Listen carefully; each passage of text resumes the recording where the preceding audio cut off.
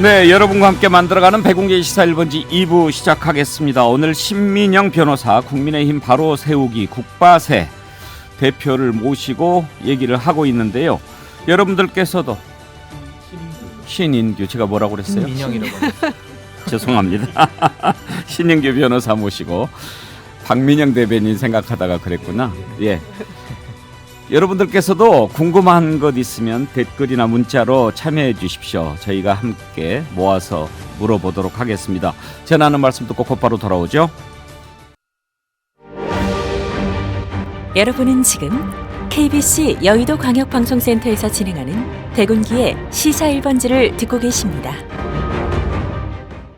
네, 국민의힘이 이제 새로운 체제를 갖추고 거듭나려고 하고 있는데요. 여기에 대해서 어떻게 생각하는지 우리 패널들 그리고 오늘 모신 신인규 국민의힘 바로 세우기 대표 함께 얘기를 나눠보겠습니다. 먼저 신인규 대표와 좀 얘기를 하고 그다음에 패널들과 또 논의를 해보도록 하지요. 종아리의 알마니 아이디 쓰시는 분인데요. 종아리의 알마니는 죄송합니다. 국바세를 준바세로 알았습니다. 말씀 듣고 보니 절차상 하자를 지적하는 거였네요. 종아리 알마니님이 신인규 변호사님 말씀 듣고 이해를 하셨답니다. 자, 그러면 먼저 인식을 좀 몇 가지 제가 듣고 싶은데요. 이준석 대표를 이런 식으로 몰아내는 것은 쿠데타다 이런 인식을 갖고 계셨잖아요. 그러면 그게 잘못된 거다. 어떻게 하는 것이 옳았다고 생각하십니까? 뭐 사실 잘못됐다라는 건 제가 앞에서도 설명드렸다시피 이제 권한 배분, 권한 위임 체계가 위반됐다는 게 첫 번째고 여러 가지 절차 위반을 지적했고요.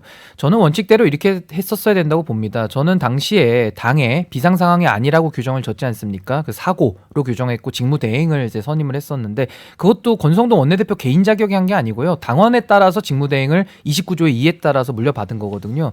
그렇다면은 당시에 문자 그 공개 사건 이후에 지지율이 9%가 빠졌는데 그걸 비상으로 인식을 하셨다면은 권성동 원내대표를 사퇴를 했었어야죠. 원내대표직을 물러났어야죠. 그리고 그런 목소리 많았습니다. 근데 물러나지 않고 반쪽만 사퇴하니까 이런 좀 소위 말하는 스텝이 꼬인 게 분명히 있는 거고요.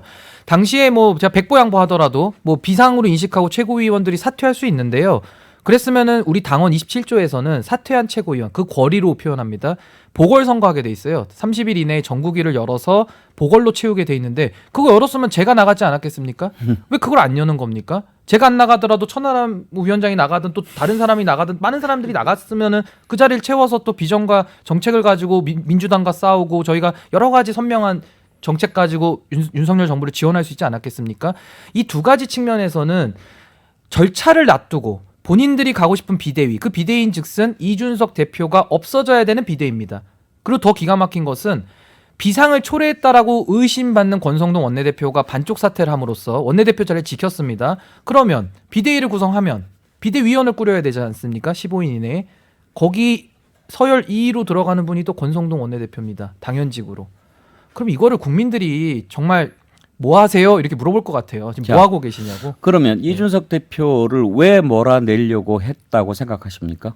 우선 첫 번째는 저는 감정적인 대응이라고 봅니다. 그러니까 그 말씀드린 대로 당원들의 절대 다수가 이준석 대표를 원하지 않는다고 그분들이 주장을 하시는데 저도 그거 궁금합니다. 왜냐하면 제 주변에 싫어하는 분들이 많거든요. 그러면 제가 말씀드린 대로 당원 소환제, 제 당원 6조의 2에 따라서 당원 소환제를 발의를 하면 거기서 이준석 대표에 대한 신임을 묻거든요. 저는 그걸로 끌어내리면 이런 거 안 합니다. 국바세가 필요가 없어요. 근데 그걸 안 하고 갑자기 이준석 대표를 윤리위로 당원권을 정지시키더니 뭐 그것도 제가 뭐 백보양보하겠습니다. 수사 중에 이제 징계 당부 여부 떠나서 그 이후에는 갑자기 왜 해임을 근거도 없이 이렇게 밀어붙이느냐. 그리고 왜 책임져야 될 사람들 책임지지 않느냐. 저는 거기에 대한 지금 문제의식을 근원적으로 제기하고 있습니다. 혹시라도 이준석 대표가 계속 대표를 맡고 있으면 윤석열 대통령이 국정 운영하는데 부담이 갈까 봐 제거를 했다 이런 생각을 갖고 계십니까?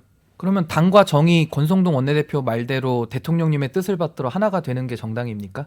그게 아니지 않습니까? 당정 분리고 대통령께서는 행정부를 운영하시고 국가 원수의 지위로서 대한민국 통합하시는 분이고 우리 여당은 정부 여당을 지원하면서 야당과 다툴 땐 다투고 협치할 땐 협치하고 또 정부가 잘못 가고 있는 일 있으면은 집권 여당이 쓴 소리를 하지 같은 가족이 아니고 식구가 아닌데 민주당이 얘기하는 것은 외부에서 수류탄 던지는 거죠. 아까 제가 이준석 대표를 왜 날리려고 했다고 생각하시느냐 이 질문했는데 첫 번째로 감정적인 대응인 것 같다고 했고 또 하나는 뭡니까? 그리고 이제 두 번째는 사실상 이거는 권력 다툼이 아니라 권력에 대한 이제 권위 부정이죠. 그러니까 이준석 대표에 대한 권위 부정은 초기부터 있었습니다. 당대표 취임하고 대선을 이제 관리할 때 제가 이제 지도부에 있었는데요.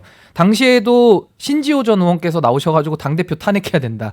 막 이렇게 나왔어요. 그때부터. 그리고 조수진 의원께서는 나는 후보의 말만 듣는다. 뭐 이러면서 여러 가지 권위 부정 형태가 나오다가 여기까지 왔거든요.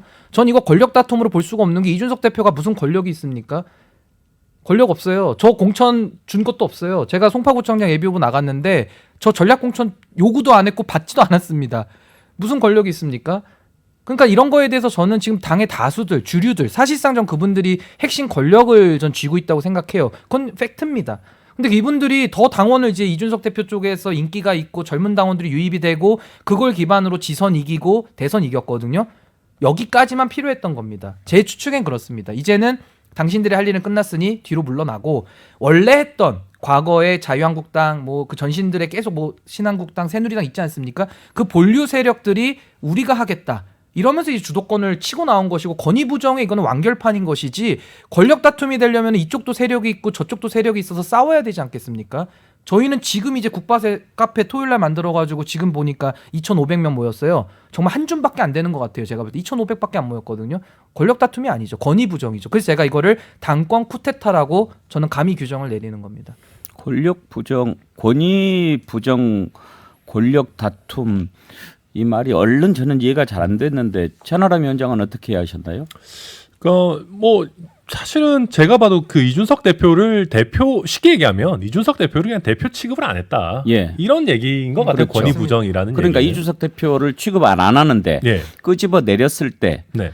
어떤 걸 얻겠다는 거예요? 저도 뭘 얻으려고 하는 건지는 잘은 모르겠습니다. 공천권? 많은 사실 이준석 대표가 뭐 남은 임기를 채운다고 해서 공천권을 가져가는 것은 아니었습니다. 근데 다만 저도 그 부분에 대해서 그 의문을 갖고 있는 거는 이준석 대표가 가만히 있겠다고 했으면 살려는 줬을 수도 있겠다는 생각도 듭니다.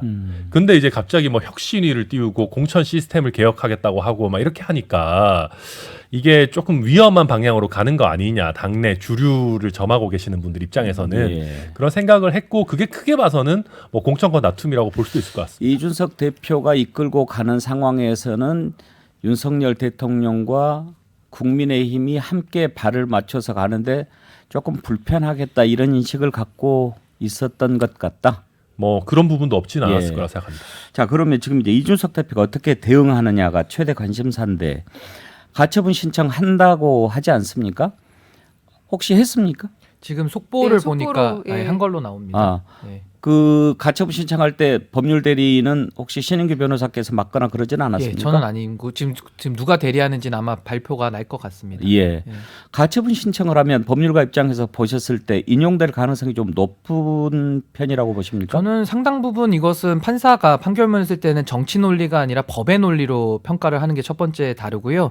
여기에 대해서는 이게 역사적 판결이 될 겁니다. 그래서 이 부분에 대해서는 저희가 이제 저도 주장을 하는 건 내용은 똑같을 텐데 헌법 제8조 2항 정당의 민주주의, 정당은 민주적이어야 한다. 이걸 지금 다투고 있는 것이거든요. 그 더 나아가서는 정당의 주인이 누구이냐? 의원총회에서 결정하는 의원들이냐? 아니면 정당에서 매달 당비를 내는 당원들이냐? 이거에 대한 저는 다툼이라고 보고요. 판사님이 누가 이제 되더라도 법과 양심에 따라서 저는 판단할 거라고 생각합니다. 지금 가처분 신청을 말렸던 쪽에서 하는 얘기는 만약에 가처분 신청이 받아들여져서 당 대표가 2명이 되는 상황이 되면 집권 여당이 엄청난 혼란에 빠질 거 아니냐. 그런 일들을 가져오면 되겠느냐. 그러니 하면 안 된다라고 했는데 그것에 대한 판단은 어떠셨나요? 저는 그 2명이 되는 사태를 막기 위해서 비대위 하지 말라고 제가 얘기를 계속 했습니다. 이제 이미 출범을 해버렸는데. 예, 그러니까 이제 상황이 바뀌었으니까 덮고 가자라는 건데요. 저는 그 강자의 횡포라고 보고요. 저는 그럴수록 더 싸워야 된다고 생각합니다. 근데 저도 이 부분에서 짧게만 말씀드리면 생각보다 이게 혼란이 크지 않을 수도 있습니다. 사실 주호영 비대위원장 이번에 체제가 됐지 않습니까?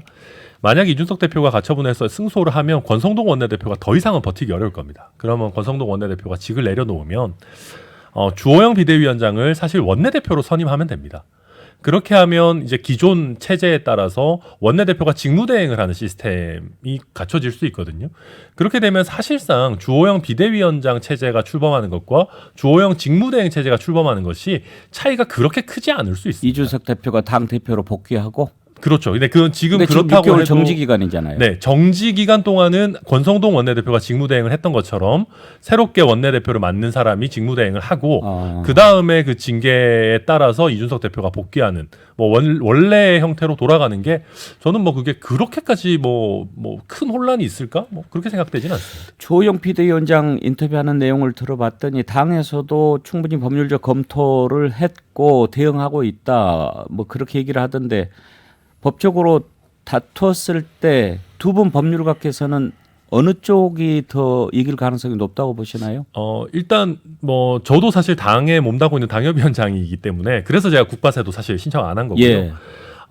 기본적으로 당의 입장을 대변해야 되기는 하는데 저는 뭐 이게 승소 가능성을 어느 쪽이든 100% 장담하기는 어렵다고 봅니다. 예. 그럼에도 불구하고 제가 당협위원장직을 좀 생각하지 않고 변호사로서만 말씀드리면 저는 그래도 이준석 대표가 승소할 가능성이 한 60% 정도 이상은 되지 않을까. 그러니까 이게 좀 절차가 너무 이상했습니다. 그래서 뭐 상임정국이 전국이 거쳤으니까 절차자가 치유된 거 아니냐라고 이제 말씀하시는 분들도 계시는데, 근데 그런 절차가 최고위 의결의 하자를 전적으로 치유할 수 있는지도 일단 의문이고요.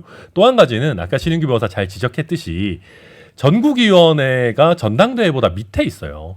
그러니까 전당대회를 열어서 이준석 대표를 쫓아내겠다라고 했으면 그게 절차의 치유인지는 모르겠는데 하위 기관에서 열어서 이걸 했다고 해서 절차의 치유라고 할 수 있을까? 저는 근본적인 의문은 있습니다. 천 변호사님이 말씀하신 요 논리가 이미 기존 판례로 있습니다. 예. 똑같은 논리가 이미 있습니다. 하여튼 야당이 보기에는 참 희한한 당입니다.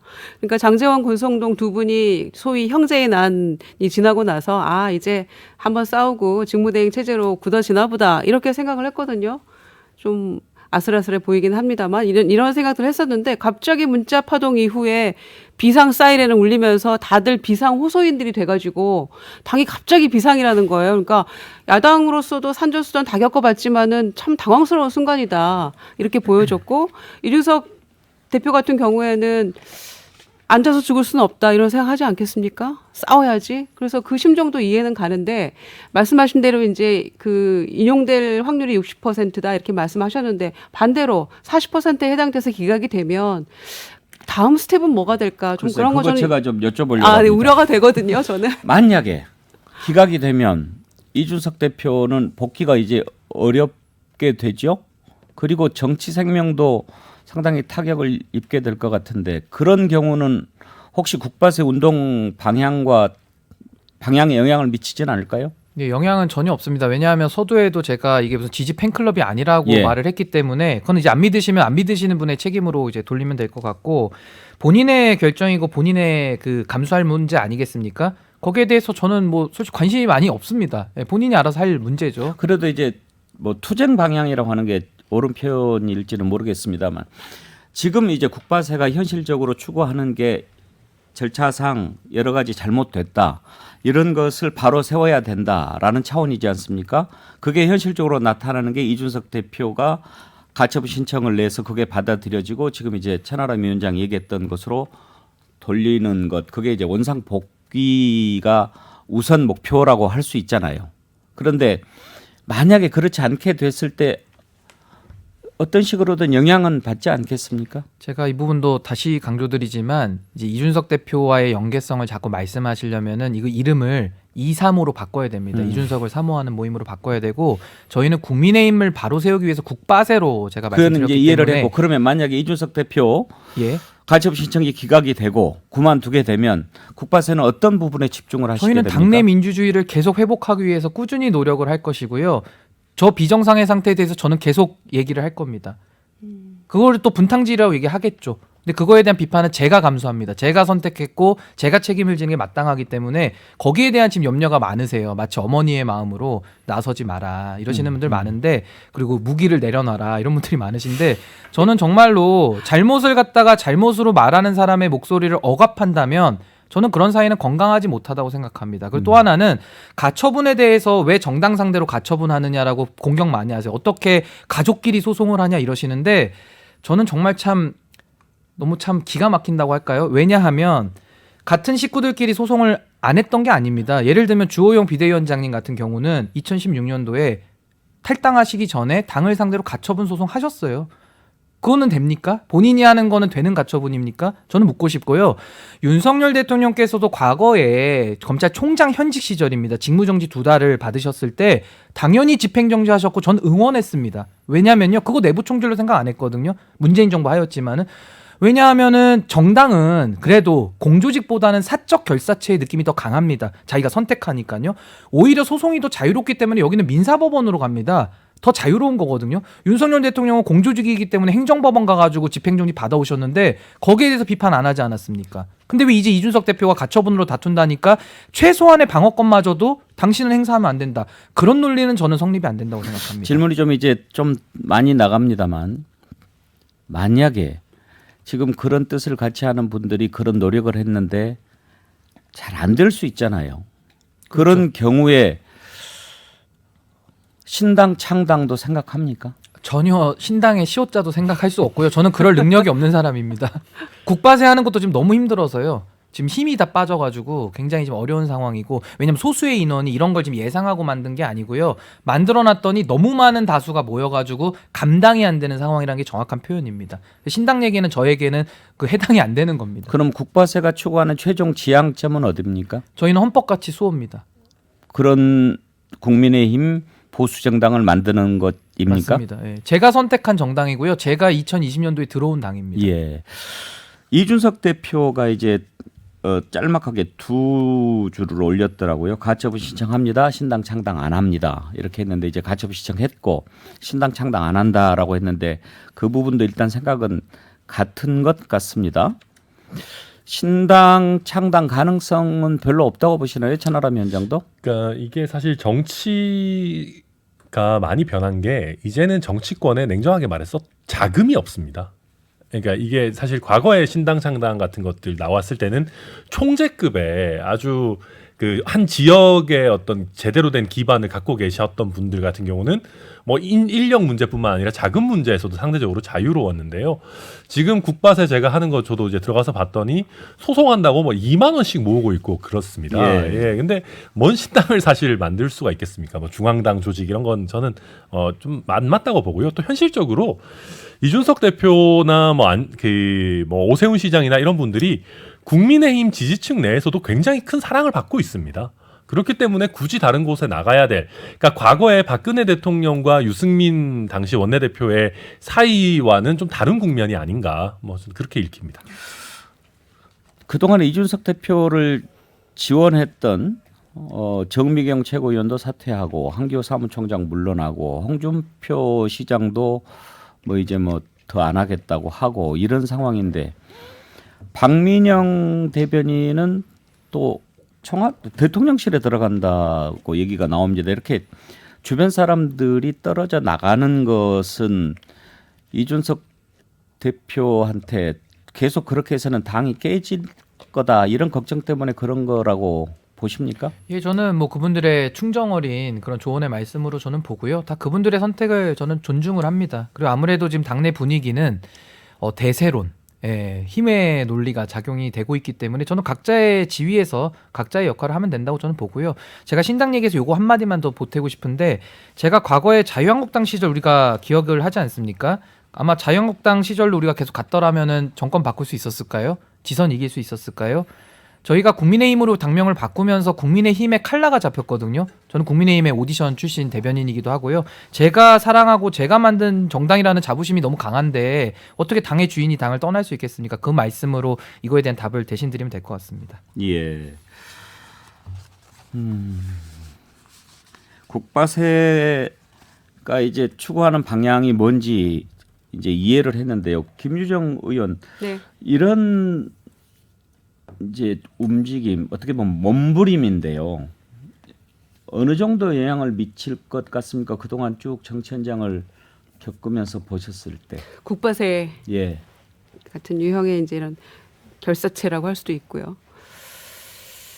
현재로서는 안타깝지만 대세에 크게 지장은 없을 것 같다.